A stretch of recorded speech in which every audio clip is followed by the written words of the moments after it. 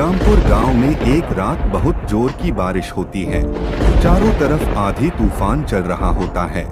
वही जंगल में जानवर इधर उधर भाग रहे होते हैं।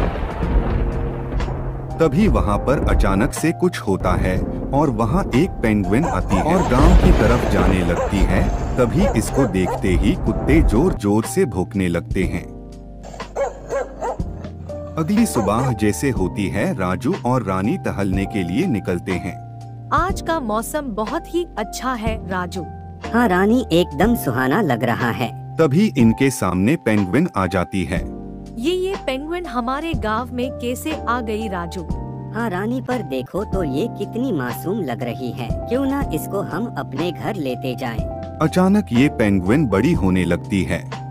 मैं यहाँ पूरे गांव का विनाश करने आई हूँ। मैं तुम दोनों को भी कच्चा खा जाऊंगी। इतना सुनते ही ये लोग डर जाते हैं और भागते हुए। सुनो बेटा, अब इतनी बड़ी मुसीबत से बस कालिया बाघ ही बचा सकता है। लेकिन कालिया बाघ को खोजेंगे कहाँ? कालिया बाघ जंगल के बीचों बीच सुनहरी गुफा में रहता है। लेकिन याद रहे, गुफा में बस एक ही आदमी जा सकता है जो सच्चे दिल का होगा।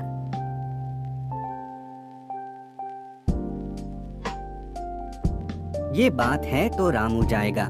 ये बहुत ही दिल का साफ आदमी है। हाँ रामू, मैं भी तुमको ही बोलने वाली थी, तुम जाने के लिए बेस्ट हो। इनकी बातें सुनकर रामू गुफा के लिए निकल लेता है। पता नहीं ये बस एक ही उपाय है। कौन सा उपाय है, बताइए ना। मैं कुछ भी करने के लिए तैयार हूँ। ऋषि ने जब उसको श्राप दिया था, तब ऋषि ने पेंगुइन से यह बोला था, तुम जहाँ कहीं भी रहो, अगर तुम्हारे शरीर को कोई पेंगुइन छूटी है तो तुम अपने आप नागलोक के जेल में हमेशा के लिए आ जाओगी। उसको हमेशा के लिए नागलोक भेजने के लिए रामू तुमको पेंगुइन बनना होगा। मैं अपने गांव के लिए कुछ भी कर सकता हूं। मैं इसके लिए तैयार हूं। तभी कालिया बाघ रामू को पेंगुइन बना देता है। अब जाओ रामू, तुमको कैसे भी करके मायावी पेंगुइन को छूना है। जाओ, मेरी शुभकामनाएं तुम्हारे साथ है। शुक्रिया कालिया बाघ। रामू भागते हुए गांव की तरफ जाने लगता है। तभी पेंगुइन गांव में आतंक मचा के रखता है। वाह, मुझे एक साथ इतने सारे भोजन मिल गए। आज का दिन बहुत अच्छा है। आज का दिन तुम्हारा आखिरी दिन है मायावी ना। रामू भागते हुए पेंगुइन के पास जाता है और उसको छू देता है, जिसके बाद ये पेंगुइन नागलोक चली जाती है और सब लोग खुशी से नाचने लगते हैं। एक गांव में रामू नाम का किसान होता है। वो बहुत ही ईमानदार और दिल का साफ होता है। गांव में किसी को भी कोई समस्या हो, ये मदद के लिए हमेशा तैयार रहता। रामू बेटा, जंगल में मेरी बकरियां है। घर में अभी मैं अकेली हूँ। ये बुढ़ापे में मुझसे अब ज्यादा चला नहीं जाता। क्या तुम मेरी बकरियों को वापस ला सकते हो? हाँ दादी माँ, आप चिंता ना करें, मैं अभी जाता हूँ। इतना बोलकर रामू जंगल की तरफ जाने लगता है। कुछ दूर जाते ही रामू को बकरियां दिखाई देती है। चलो अब मेरी प्यारी बकरियों, तुम्हारा घर जाने का समय हो गया।